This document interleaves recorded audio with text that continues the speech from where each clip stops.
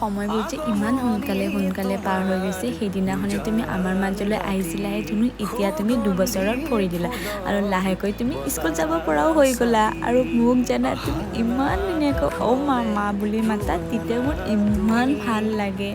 সকলোখিনি সুখ দুখ মই পাহৰি যাওঁ ধুনু।